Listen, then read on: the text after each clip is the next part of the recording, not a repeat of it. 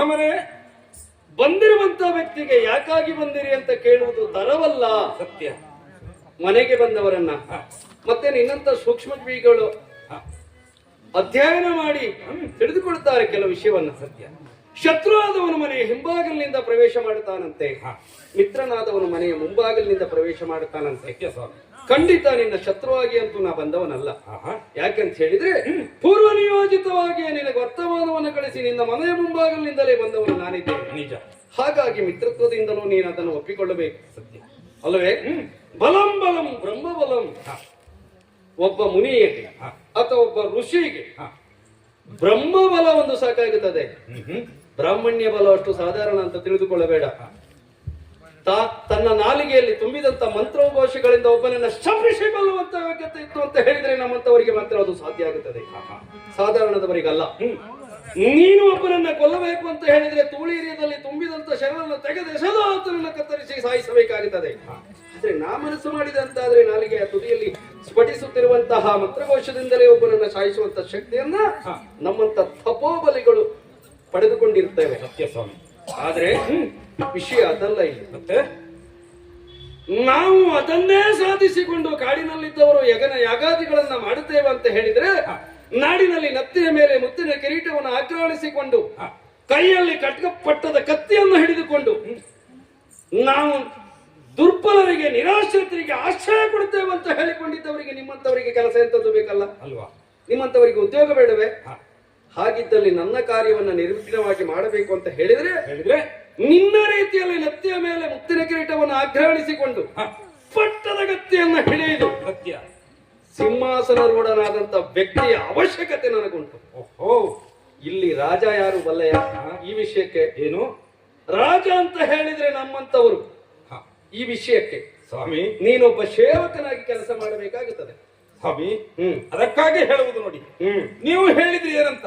ಏನು? ನಾಲಿಗೆಯ ತುದಿಯಿಂದ ಬರುವಂತ ಉಚ್ಚರದಿಂದನೇ ಇನ್ನೊಬ್ಬರನ್ನ ನಶಿಸಬಹುದು ಶಕ್ತಿ ಇದೆ. ಆದ್ರೆ ನಮ್ಮಂತ ರಾಜಪಟ್ಟವನ್ನ ಏರಿದವರು ಕತ್ತಿಯನ್ನ ಹಿಡಿದು ಇಲ್ಲ ವೀರ ಘೋಷದಿಂದ ಹೋರಾಟ ನಿನ್ನ ಬಾಹುಬಲದಿಂದ ನೀ ರಕ್ಷಣೆ ಮಾಡಿಕೊಳ್ಳಬೇಕಾಗ್ತದೆ ಅಂತ ಹೇಳಿ ಬೇರೆ ಮತ್ತೊಂದನ್ನು ಸಿದ್ಧಿಸಿಕೊಳ್ಳಲು ನಿಮ್ಮಿಂದ ಸಾಧ್ಯ ಇಲ್ಲ. ಹಾಗಾಗಿ ನೀವು ಮತ್ತು ನಿಮ್ಮಂಥವರ ಮಾತನ್ನ ಹಿಂದಿನಿಂದಲೂ ಕೇಳಿ ಬಂದವರಿದ್ದೇನೆ. ಆದರೆ ಇಂದೂ ಸಹ ಕೇಳುವುದಕ್ಕೆ ಸಿದ್ಧನಾಗಿದ್ದೇನೆ ಮಹಾರಾಜ. ನಾ ಮಾಡುವಂತ ಕಾರ್ಯಕ್ಕೆ ನಿನ್ನ ಬಾಹುಬಲದ ಅವಶ್ಯಕತೆ ನನಗುಂಟು. ನನ್ನಿಂದ ನೋಡು, ಅನತಿ ದೂರದಲ್ಲಿ ಇದ್ದಂತಹ ಕಾಳಿಕಾಲಯದಲ್ಲಿ ನಾನು ವಾಸ್ತವ್ಯ ಇದ್ದವ ನಿಜ. ಆದ್ರೆ ಅನೇಕ ಲೋಕ ಕಲ್ಯಾಣಕ್ಕಾಗಿ ಅನೇಕ ಯಾಗಾದಿಗಳನ್ನ ಹೋಮಗಳನ್ನ ಮಾಡುತ್ತಿರುವಂತಹ ಸಂದರ್ಭದಲ್ಲಿ ಅನತಿ ದೂರದಲ್ಲಿದ್ದಂತಹ ಒಂದು ಬೇತಾಳ ಮುತ್ತುಗದ ಮರವೊಂದಕ್ಕೆ ತಲೆ ಕೆಳಗಾಗಿ ಕಾಲು ಮೇಲಾಗಿ ನೇತು ಹಾಕಿಕೊಂಡಿದ್ದಂತಹ ಆ ಬೇತಾಳ ಆಗಿಂದಾಗೆ ಬಂದು ನಮಗೆ ಉಪದ್ರವನ್ನ ಮಾಡುತ್ತಾ ಇದೆ. ನನ್ನ ಯಜ್ಞಕುಂಡಕ್ಕೆ ಅಬದ್ಧ ವಸ್ತುಗಳನ್ನ ತಂದು ಬಿಸಾಡುವುದರ ಜೊತೆಯಲ್ಲಿ ಪದೇ ಪದೇ ಕಿರುಕುಳವನ್ನ ಕೊಡುತ್ತಾ ಇದೆ. ಆ ಯಜ್ಞ ಕಾರ್ಯವನ್ನ ನಾವು ಮುಗಿಸಬೇಕಾಗಿದೆ. ಪೂರ್ಣಾವತಿ ಮಾಡುವುದಕ್ಕೆ ಅವಕಾಶವನ್ನೇ ಆ ಬೇತಾಳ ಕೊಡುತ್ತಿಲ್ಲ. ಹಾಗಾಗಿ ನೀನು ಆ ಬೇತಾಳವನ್ನ ಬಂಧಿಸಿ ಪಡಿದು ಹಿಡಿದು ಕಾಲುಗಳನ್ನ ಕಟ್ಟಿ ಅದನ್ನು ನಿಗ್ರಹಿಸಿ ಕೊಡಬೇಕು ನನಗೆ. ಆದ್ರೆ ನಾನು ನನ್ನ ಕಾರ್ಯವನ್ನು ಮಾಡುತ್ತೇನೆ. ಈ ಕಾರ್ಯ ನಿಮಿತ್ತನಾಗಿ ನಿನ್ನನ್ನು ಸಂದರ್ಶಿಸಬೇಕೆನ್ನುವಂತ ಕಾರಣಕ್ಕಾಗಿ ಸ್ವತಃ ನಮ್ಮ ನಡೆಗೆ ಇಲ್ಲಿವರೆಗೆ ಬಂದದ್ದು. ಸ್ವಾಮಿ, ನೀವು ಹೇಳುವಂತ ನುಡಿಗಳನ್ನ ಆಲಿಸಿಕೊಂಡೆ. ಕಾಳಿಕೆಯ ಮುಂಭಾಗದಲ್ಲಿ ಹೂಡಿರುವಂತ ಯಜ್ಞಕುಂಡವನ್ನ ಮಾಡುವುದಕ್ಕೆ ಕೇವಲ ಒಂದು ಬೇತಾಳ ಬಿಡುವುದಿಲ್ಲ ಎಂಬುದಾಗಿ ನಿಮ್ಮ ಮಾಂಸದ ತುಂಡೊಂದನ್ನೇ ತಂದು ಹೋಮಕುಂಡಕ್ಕೆ ಎಸಿತದೆ ಅಂತ ಆದ್ರೆ ಕೆಟ್ಟ ಪಿಂಡ ಅಲ್ವಾ? ಹೌದು. ಅದರ ಚಿಂತೆ ಬಿಡಿ, ನಾನಿದ್ದೇನೆ ನೋಡಿಕೊಳ್ತೇನಂತೆ ಎಂದು ಬರ್ಬೇಕಂತ ಹೇಳಿದ್ರೆ ವಿಕ್ರಮ. ಮಾತಂದ್ರೆ ಇದು ನನಗೆ ಬಹಳ ಇಷ್ಟವಾಗುವಂತದ್ದು. ಯಾಕೆ? ಆಶ್ವಾಸನೆಯನ್ನ ಕೊಟ್ಟುಗೊಳಿಸುವಂತ ರಾಜಕಾರಣಿಗಳನ್ನ ನಾವು ಇದುವರೆಗೆ ಕಂಡದ್ದು ಅವರನ್ನೇ. ಆದ್ರೆ ನೀನ್ ಆ ರಾಜಕಾರಣಿ ಆ ಸಾಲಿನವ ಅಲ್ಲ. ಅಲ್ಲ, ಮಾತು ಕೊಟ್ಟೆವಂತ ಮತ್ತೆ ಒಂದೇ ಹೊತ್ತು ಅರ್ಥ. ನೀ ದಿನಾಂಕವನ್ನ ನಿಗದಿ ಕೇಳ್ತಾ ಇದ್ದೀಯ. ನಿಜ. ಬಹಳ ಸಮಯ ಇಲ್ಲಪ್ಪ. ನಾಳೆ ಬೆಳಗ್ಗೆ ಮಂಗಳವಾರ ಸೂರ್ಯೋದಯಕ್ಕೆ ಖಗ್ರಾಸ ಅಮಾವಾಸ್ಯೆಯ ದಿನದಂದು ನಾನು ಯಜ್ಞಕ್ಕೆ ಪೂರ್ಣಾವತಿಯನ್ನ ಮಾಡಬೇಕಾಗಿದೆ. ಮತ್ತೆ ಆ ಅಂದೇ ಕೂಡ ಆ ಬೇತಾಳನ ವಧೆ ಕೂಡ ನಿರೀಕ್ಷೆಯಲ್ಲಿ ಮಾಡ್ತಾ ಇದ್ದೇನೆ. ಹಾಗಾಗಿ ನಾಳೆ ಸುಸಂದರ್ಭ. ನೀನು ನಾಳೆ ಬೆಳಗ್ಗೆ ಬರಬೇಕು ಸ್ವಾಮಿ. ನೀವು ಭಯಪಡುವಂಥದ್ದು ಏನಿಲ್ಲ. ನಾಳೆ ಸೂರ್ಯೋದಯಕ್ಕೆ ಸರಿಯಾಗಿ ಆ ಯಜ್ಞಕುಂಡದ ಬಳಿ ಬಂದು ಬೇತಾಳವನ್ನ ಹಿಡಿದು ನಿಮ್ಮ ಎದುರಿನಲ್ಲಿ ತಂದು ನಿಲ್ಲಿಸದೆ ಹೋದ್ರೆ ಈ ಉಜ್ಜಯಿನಿಪುರದ ರಾಜನೇ ಅಲ್ಲ ಎಂಬುದಾಗಿ ಅರ್ಥವಿಸಿಕೊಳ್ಳಿ. ರಾಜ ವಿಕ್ರಮ, ನಿನ್ನ ನಿರೀಕ್ಷೆಯಲ್ಲೇ ನಾನು ಇರುತ್ತೇನೆ. ಶ್ರೇಯಸ್ಸಾಗಲಿ ನಿನಗೆ. ಆಗಬಹುದು, ಹೋಗಿ ಬರುತ್ತೇನೆ.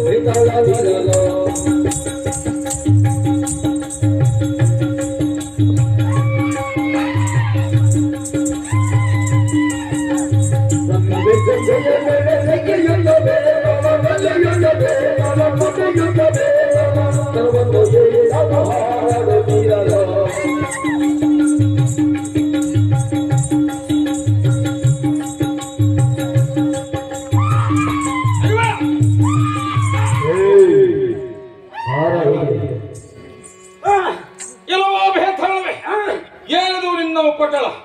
ಎಲ್ಲಿ ಹೂಡಿರ್ತಕ್ಕಂಥ ಒಂದು ಯಜ್ಞಕುಂಡಕ್ಕೆ ಅಡ್ಡಿಪಡಿಸುತ್ತಾ ಇದೆಯಾ ಅಂತಲ್ಲ? ಯಾಕಾಗಿ? ಕಾರಣ ಉಂಟು ಮಹಾರಾಜ. ಏನದು ಕಾರಣ? ನಾನು ನನ್ನ ಪಾಡಿಗೆ ಮುಳ್ಳು ಮುತ್ತುಗಳನ್ನು ಸತ್ತ ಹಣವನ್ನು ತಿನ್ನುತ್ತಾ ನನ್ನ ಪಾಡಿಗೆ ನಾನಿರುವಾಗ ನನ್ನನ್ನು ದರದರನ್ನು ಹೇಳುದು ನಿಜ. ಇಲ್ಲಿ ಬಂದು ತಂದು ನಿಲ್ಲಿಸಿದ್ದೀಯ ಸ್ವಾಮಿ. ನನ್ನನ್ನು ಕರೆದಂತ ಕಾರಣವೇನು? ಅಯ್ಯ ಬೇತಾಳ, ಅದು ಅಲ್ಲಿ ಕಾಣ್ತಿರುವಂತ ಯಜ್ಞಕುಂಡ. ಹೌದು, ಯಜ್ಞಕುಂಡವನ್ನ ಮುನಿವರರು ಹೋಮ ಯಜ್ಞಾದಿಗಳನ್ನ ನಡೆಸುವಂತ ಸಂದರ್ಭದಲ್ಲಿ ಅಡ್ಡಿಪಡಿಸುತ್ತಾ ಇದ್ದೆ ಎಂಬುದಾಗಿ ಆ ಮುನಿವರರು ನನ್ನಲ್ಲಿ ದೂರಿತ್ತರು. ಆ ದೂರಿಟ್ಟ ಕಾರಣಕ್ಕಾಗಿ ಇಂದು ಅಮಾವಾಸ್ಯ ದಿನ ಎಂಬುದಾಗಿ ತಿಳಿದುಕೊಂಡು ಅರ್ಥವಿಸಿಕೊಂಡು ನಿನ್ನ ಬಳಿ ಬಂದು ನಿನ್ನನ್ನ ಹಿಡಿದು ದರನೆ ಎಳೆಯುತ್ತಲಿದ್ದೇನೆ. ಹೌದು, ಯಾಕಾಗಿ ಅಡ್ಡಿಪಡಿಸ್ತಾ ಇದ್ದೀಯಾ? ಎಲ್ಲವನ್ನೂ ಹೇಳಬೇಕಾಗ್ತದೆ. ಅದು ಎಲ್ಲವೂ ಹೇಳುವುದಕ್ಕೆ ನಾನು ಹೇಳ್ತೇನಂತೆ. ನಾನು ಕೇಳುವಂತ ಪ್ರಶ್ನೆಗಳಿಗೆ ನೀನು ಸರಿಯಾದ ಉತ್ತರ ಕೊಟ್ಟೆ ಅಂತ ಆದ್ರೆ ಅದಕ್ಕೆಲ್ಲದಕ್ಕೂ ಕಾರಣವನ್ನು ನಾನು ಕೊಡ್ತೇನೆ. ನಾನು ಕೇಳುವ ಪ್ರಶ್ನೆಗೆ ಸರಿಯಾಗಿ ಉತ್ತರ ಕೊಡಬೇಕು. ಬೇತಾಳವೇ, ಇದಕ್ಕೆ ಬಹುಶಃ ಬಂದವ್ರನ್ನೆಲ್ಲ ಈ ರೀತಿ ಹೇಳಿ ಮುಳ್ಳುತನ ಮಾಡ್ತಾ ಇದ್ದೀಯ ಅಂತ ನನ್ನನ್ನು ಹಾಗೆ ಮಾಡ್ಲಿಕ್ಕಾಗುದಿಲ್ಲ. ನಿನ್ನದೊಂದು ಪ್ರಶ್ನೆಯೇನೋ, ನಾನು ಉತ್ತರಿಸಬೇಕೇನೋ? ನಾನು ಕೇಳ್ತೇನೆ. ಮೊದಲನೆಯ ಪ್ರಶ್ನೆ ಹೇಳದೇನು?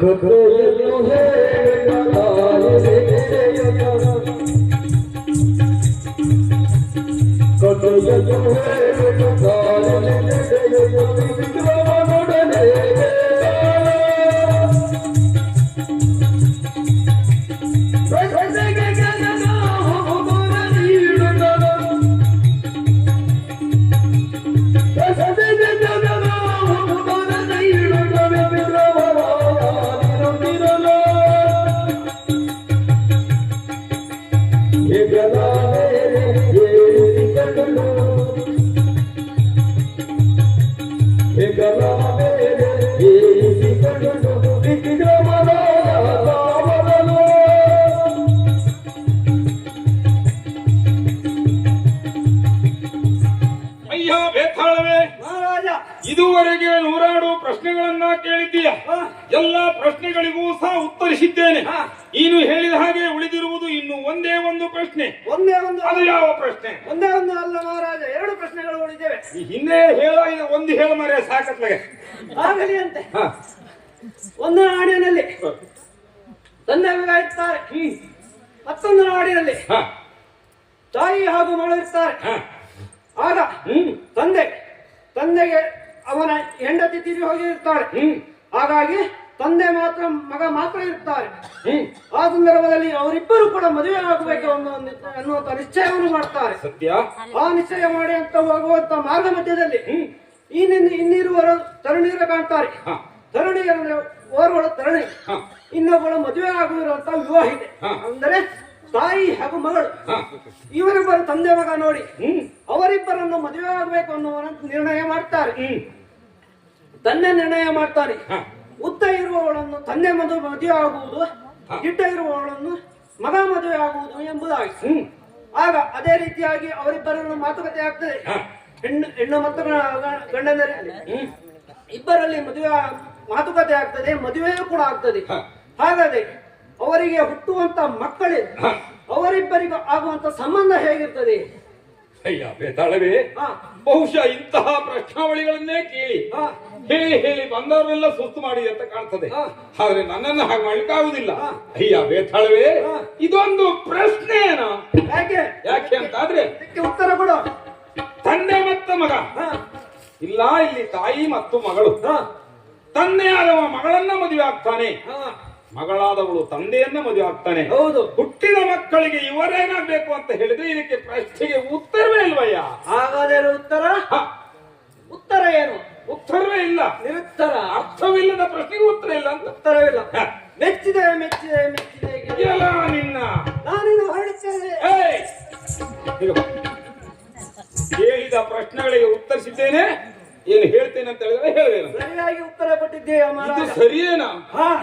ಸರಿಯಾಗಿ ಉತ್ತರವನ್ನು ಕೊಟ್ಟಿದ್ದೇಯ. ಹಾಗಾಗಿ ನಾನು ನಿನ್ನಲ್ಲಿ ಒಂದು ವಿಷಯವನ್ನು ಹೇಳುತ್ತೇನೆ. ಏನದು? ನಾನು ಅಡ್ಡಿ ಮಾಡುತ್ತಿರುವಂತ ಯಜ್ಞಕ್ಕೆ ಓರ್ವ ಮುನಿ ಇದ್ದಾನೆ.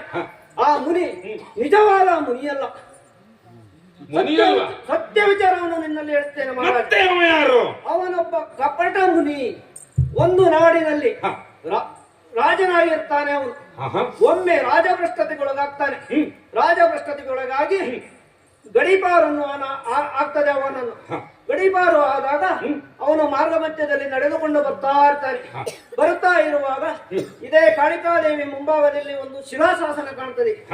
ಅದು ತಲೆ ಕೆಳಗಾಗಿ ಇದೆ. ಅದನ್ನು ಓದುವಂತಹ ಚಾತುರ್ಯತೆ ಯಾರಿಗೂ ಇಲ್ಲ, ಆದರೆ ಆ ಕಪಟ ಮುನಿಗಿದೆ. ಆ ಕಪಟ ಮುನಿಯನ್ನು ಅದನ್ನು ಸರಿಯಾಗಿ ಓದ್ತಾನೆ. ಅದರಲ್ಲಿ ಓದಿದಲ್ಲಿ ಹೇಗಿದೆ ಅಂತ ಆದ್ರೆ 101 ತಲೆಗಳನ್ನು ಇಲ್ಲಿ ಉಳಿಸಿದ್ದು ಹೌದಾದರೆ, ರಕ್ತ ಬಲಿಯನ್ನು ಕೊಟ್ಟಿದ್ದಂತಾದರೆ ಕಾಳಿಕಾದೇವಿ ಒಲಿಯುತ್ತಾಳೆ, ಒಲಿದು ಬೇಕಾಗುವಂತಹ ವರಗಳನ್ನು ಅನುಗ್ರಹಿಸುತ್ತಾಳೆ ಎಂಬುದಾಗಿ ಶಿಲಾಶಾಸನದಲ್ಲಿ ಬರೆದಿದೆ.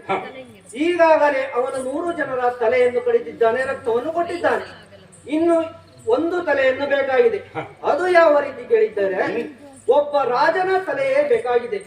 ಹಾಗಾಗಿ ಇನ್ನು ಓರ್ವನ ರಾಜನ ತಲೆ ಬೇಕಾಗಿರುವ ಉದ್ದೇಶದಿಂದ ನಿನ್ನನ್ನು ಆಯ್ಕೆ ಮಾಡಿದ್ದಾರೆ. ನೀನೊಮ್ಮೆ ಅವನು ಹೇಳಿದ ಪ್ರಕಾರವಾಗಿ ಇಲ್ಲಿ ಏನಾದರೂ ಅವನು ನಿನಗೆ ಶಿರಸಾಷ್ಟಾಂಗ ನಮಸ್ಕಾರ ಮಾಡು, ಶಿರಸಾಷ್ಟಾಂಗ ನಮಸ್ಕಾರ ಮಾಡಿದರೆ ನನ್ನ ಯಜ್ಞಕ್ಕೆ ಯಾವುದೂ ತೊಂದರೆ ಆಗುವುದಿಲ್ಲ ಎಂಬುದಾಗಿ ಹೇಳ್ತಾನೆ. ನೀನು ಆ ರೀತಿ ಮಾಡಬಾರದು ಮಹಾರಾಜ. ಏನು ಮಾಡಬೇಕು? ನೀನು ರಾಜಕುಮಾರ, ರಾಜನಾಗಿದ್ದೀಯ ಒಂದು ನಾಡಿನಲ್ಲಿ, ಹೌದಾ? ಅದಕ್ಕಾಗಿ ನೀನೇನ್ ಹೇಳ್ಬೇಕಂತಾದ್ರೆ, ನಾವು ಕ್ಷತ್ರಿಯರು ಯಾವತ್ತು ಶಿರಸಾಷ್ಟಾಂಗ ಮಾಡಿ ನಮಗೆ ಅಭ್ಯಾಸ ಇಲ್ಲ ಸ್ವಾಮಿ. ನೀವು ಒಮ್ಮೆ ಆ ಶಿರಸಾಷ್ಟಾಂಗ ನಮಸ್ಕಾರವನ್ನು ಮಾಡಿ ತೋರಿಸಿದರೆ ನಾನು ಮಾಡ್ತೇನೆ ಎಂಬುದಾಗಿ ಅವನಲ್ಲಿ ಹೇಳಬೇಕು. ಅವನು ಆಗ ಏನ್ ಮಾಡ್ತಾನೆ ಅಂತಾದ್ರೆ ಶಿರಸಾಷ್ಟಾಂಗ ನಮಸ್ಕಾರವನ್ನು ಮಾಡುತ್ತಾನೆ. ಶಿರಸಾಷ್ಟಾಂಗ ನಮಸ್ಕಾರವನ್ನು ಮಾಡಿದಾಗ ನಿನ್ನಲ್ಲಿ ಇರುವಂತಹ ಖಡ್ಗದಿಂದ ಅವನ ಶಿರಚ್ಛೇದನವನ್ನು ಮಾಡು. ಶಿರಚ್ಛೇದನ ಮಾಡಿದಂತ ಆದ್ರೆ ಅವನು ಸಾಯುತ್ತಾನೆ, ಕಾಳಿಕಾದೇವಿ ನಿನಗೆ ಒಲಿಯುತ್ತಾಳೆ. ಪ್ರತ್ಯಕ್ಷಳಾಗಿ ನೀನು ಬೇಡಿದಂತ ವರವನ್ನು ಕೊಡ್ತಾಳೆ ಕಾಳಿಕಾದೇವಿ. ಕೆಲವು ಬೇತಾಳವೇ, ನೀನು ಹೇಳಿದ ಹಾಗೆ ಮನಿಯಲ್ಲ, ಅವೊಬ್ಬ ಕಪಟ ರಾಜ. ಇಲ್ಲಿ ಯಜ್ಞಕುಂಡವನ್ನ ಹುಡಿರುವುದು ಕಾಳಿಕಾ ಮಾತೆಯ ವರಬಲಕ್ಕಾಗಿ ಎಂಬುದನ್ನು ನಂಬ್ತೇನೆ. ಆದರೂ ಇನ್ನೊಮ್ಮೆ ಮನೆಯನ್ನ ಪರೀಕ್ಷಿಸಬೇಕು ನಾನು. ಅಲ್ಲಿಯವರೆಗೆ ಇದೋ ಕಾಣುತ್ತಿರುವಂತಹ ಮುದುಕದ ಮರದಲ್ಲಿ ಅಡಗಿ ಕುಳಿತಿರು ಒಂದೇ ರಕ್ತ ನೋಡ್ತೇನೆ. ಸ್ವಾಮಿ ಮಹಾರಾಜ, ನಿನಗೆ ಮುಂದೆ ಯಾವುದಾದರೂ ಒಂದು ಸಂದರ್ಭದಲ್ಲಿ ಕಷ್ಟ ಬರಬಹುದು. ಆ ಸಂದರ್ಭದಲ್ಲಿ ಗೆಳೆಯ ಬೇತಾಳ, ಇನ್ನು ಮುಂದೆ ನಾನು ನಿನಗೆ ಗೆಳೆಯನಾಗಿ ಇರ್ತೇನೆ. ಏನಾದ್ರೂ ಕಷ್ಟ ಬಂದಂತಹ ಸಂದರ್ಭದಲ್ಲಿ ಗೆಳೆಯ ಬಾ ನನ್ನನ್ನು ಕಾಪಾಡು ಎಂಬುದಾಗಿ ನೀನು ಒಂದೇ ಒಂದು ಮಾತನ್ನು ಕೇಳಿದ ಕ್ಷಣ ನಾನು ಪ್ರತ್ಯಕ್ಷನಾಗುತ್ತೇನೆ. ನಿನಗೆ ಬೇಕಾದಂತ ಸಹಾಯವನ್ನು ನಾನು ಮಾಡುತ್ತೇನೆ. ನಾನಿನ್ನು ಮುಳ್ಳು ಮುತ್ತುಕದ ಮನ ಮೇಲೆ ಯಾರು ಬರವನ್ನು ತಡ ಮಾಡಬೇಡ.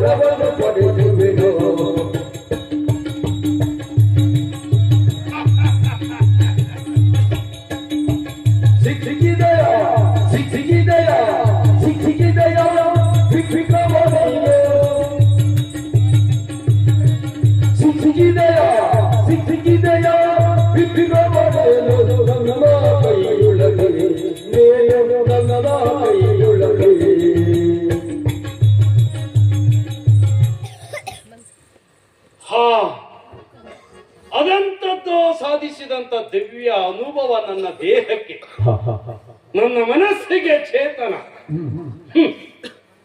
ಅದೆಷ್ಟೋ ಅರಸು ಮಕ್ಕಳನ್ನ ತಂದು ಸಂದಾಯ ಮಾಡಿದ್ದೇನೆ ಮಹಾಮಾತೆ ಆದಂತ ಕಾಳಿಗೆ. ಕೊನೆಯದಾಗಿ ವಿಕ್ರಮನನ್ನ ಕಡಿಯಬೇಕೆನ್ನುವುದಾಗಿ ಸಂಕಲ್ಪ ಮಾಡಿದ್ದೇನೆ. ಒಳ್ಳೆ ಜಾಲವೊಂದನ್ನು ಹೆಣೆದಿದ್ದೇನೆ. ಸ್ವಾಮಿ, ನಾವೇನು ಮುನಿಗಳು ಅಂತ ಭಾವಿಸಿದ್ರ? ಖಂಡಿತ ಅಲ್ಲವೇ ಅಲ್ಲ. ಈ ಪೂರ್ವದಲ್ಲಿ ನಾವು ಕೂಡ ಕಿರೀಟವನ್ನು ಧರಿಸಿ ಆಡಳಿತದ ಶೂತ್ರವನ್ನು ಹಿಡಿದು ಅಧಿಕಾರ ಮಾಡಿದವರು. ಹಾಗಿದ್ರೆ ಇದೆಂತದ್ದು ಕೇಳ್ತೀರಿ ನೀವು? ಇದೆಲ್ಲ ವೇಷ ಸ್ವಾಮಿ, ವೇಷ ನಮ್ಮದು. ಹಾಗಂತ ಬರೀದೇ ವೇಷ ಅಲ್ಲ, ಒಂದು ರೀತಿಯಾದಂತಹ ಸಾಧಿಸಿದಂತಹ ತಪೋಬಲದ ವೇಷ ಇದು. ಅನೇಕ ವಿದ್ಯೆಯನ್ನು ಕರಗತ ಮಾಡಿಕೊಂಡಿದ್ದೇನೆ. ಕಾಳಿಕಾಂಬೆಯ ಮುಂಭಾಗದಲ್ಲಿ ಬರೆದು ಹಾಕಿದಂತಹ ವಿಷಯವನ್ನ ಕಂಡ ದಿನಗಳಿಂದ ನಾನು ಅನೇಕ ತಪಸ್ಸನ್ನೇ ಮಾಡಿದ್ದೇನೆ ಅಂತ ಹೇಳಿದ್ರೆ ತಪ್ಪೆಂತದ್ದು ಇಲ್ಲ. ವೇಷ ಮಾಡುವವರಲ್ಲಿ 3-4 ವಿಧ ಉಂಟು ಸ್ವಾಮಿ. ಕೆಲವರು ಬೇರೆಯವರಿಗೆ ಮೋಸ ಮಾಡ್ಲಿಕ್ಕೆ ವೇಷ ಮಾಡುತ್ತಾರೆ, ಇನ್ನು ಕೆಲವರು ಹೊಟ್ಟೆಪಾಡಿಗಾಗಿ ವೇಷ ಮಾಡುತ್ತಾರೆ. ಆದ್ರೆ ನನ್ನದ್ದು ಹಾಗಲ್ಲ. ಮಹತ್ ಕಾರ್ಯವನ್ನ ಸಾಧಿಸುವುದಕ್ಕಾಗಿ, ಸಿದ್ಧಿಸುವುದಕ್ಕಾಗಿ ಈ ವೇಷ. ವಿಕ್ರಮ ಬರ್ತಾ ಇದ್ದಾನೆ. ಎಷ್ಟು ಸಂತೋಷವಾಗುತ್ತಾ ಇದೆ ನನಗೆ. 12 ಹಂಡೆ ಹಾಲು ಕುಡಿದಷ್ಟು ಸಂತೋಷವಾಗುತ್ತಾ ಇದೆ. ಬರಲಿ ವಿಕ್ರಮ ಕಾಳಿಕಾಲಯಕ್ಕೆ. ಯಜ್ಞಕುಂಡ ಸಿದ್ಧವಾಗಿದೆ. ಯಜ್ಞಕುಂಡದ ಸಮೀಪದಲ್ಲಿ ಕುಳಿತು ಬಿಡ್ತೇನೆ ನೋಡುವ.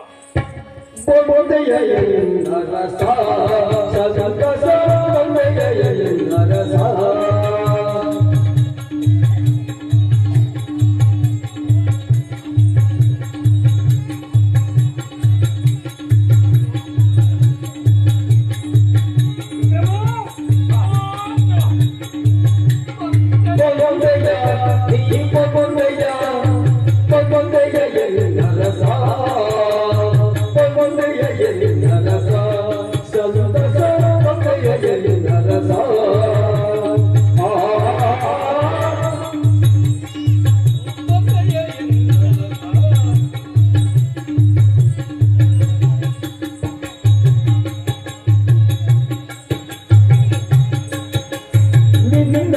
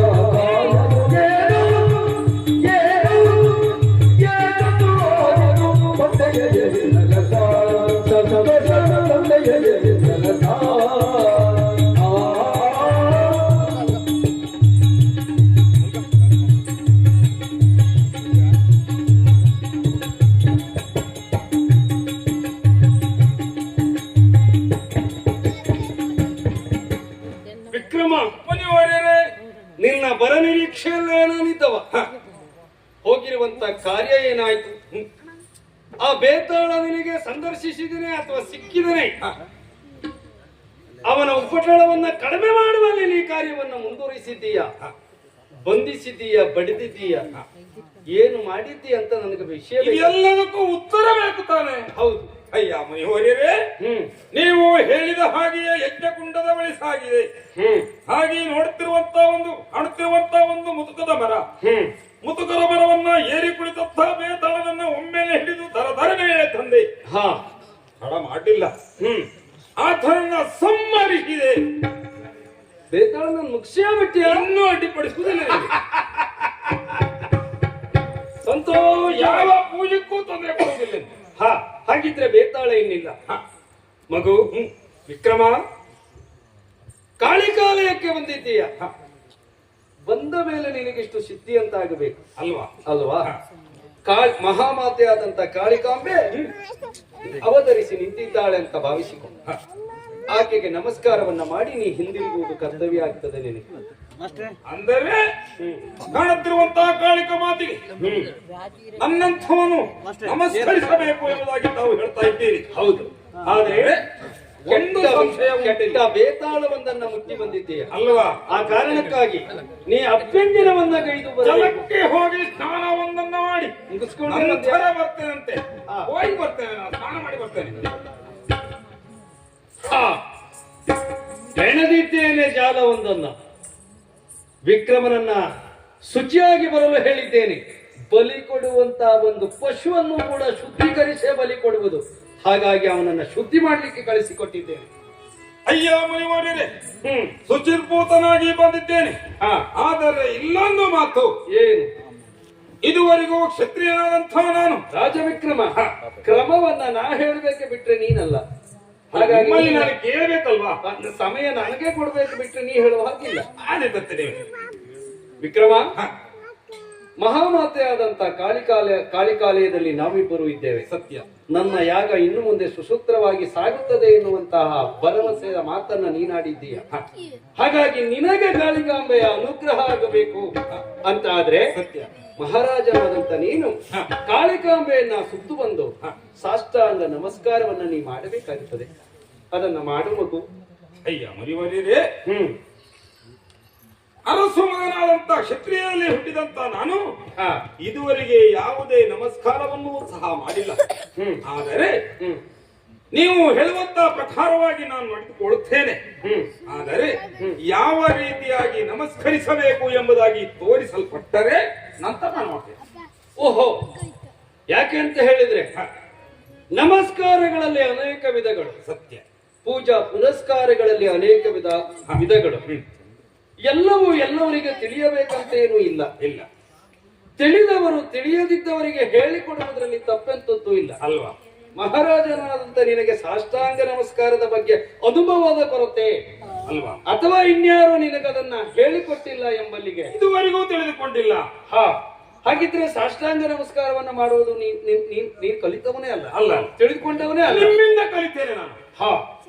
ನಾನು ಆಯ್ತು, ಒಂದು ಪ್ರಯತ್ನ ಮಾಡು ಪುಣ್ಯಾತ್ಮ. ತಪ್ಪಾದ್ರೆ ನಂತರ ನಾ ಹೇಳಿಕೊಡ್ತೇನೆ, ನೋಡುವ.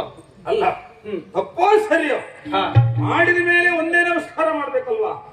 ಎರಡೆರಡು ಮಾಡಿದ್ರೆ ಏನಾಗ್ತದೆ? ನೀವು ನಿಮ್ಮಂಥವರು ಎದುರ ಭಾಗದಲ್ಲಿ ತಪ್ಪಾಗಬಾರ್ದಲ್ವಾ? ಅಲ್ಲ, ನಿಮಗೂ ಸಹ ಭಂಗ ಬರಬಾರ್ದಲ್ವಾ? ರಾಜವಿಕ್ರಮ, ಯಾವುದೇ ವಿಷಯವನ್ನ ಅಭ್ಯಾಸಿಸುವಾಗ ಮೊದಲು ತಪ್ಪೇ ಆಗಬೇಕು ಅಲ್ವಾ? ನಂತರವೇ ಸರಿಯಾಗುವುದು. ಸರಿ ಆಯ್ತು ಅಂತ ಹೇಳಿದ್ರೆ ವ್ಯಕ್ತಿಯ ಜೀವನಕ್ಕೂ ಅದು ಮತ್ತೆ ತಪ್ಪಾಗುವುದೇ ಇಲ್ಲ. ಹಾಗಾಗಿ ತಪ್ಪಾದದನ್ನ ಸರಿ ಹೇಳುವಂತ ವ್ಯಕ್ತಿಗೆ ಯೋಗ್ಯತೆ ಇರಬೇಕು ಅಲ್ವಾ? ಹಾಗಾಗಿ ನೀ ತಪ್ಪು ಮಾಡಿದ್ರೆ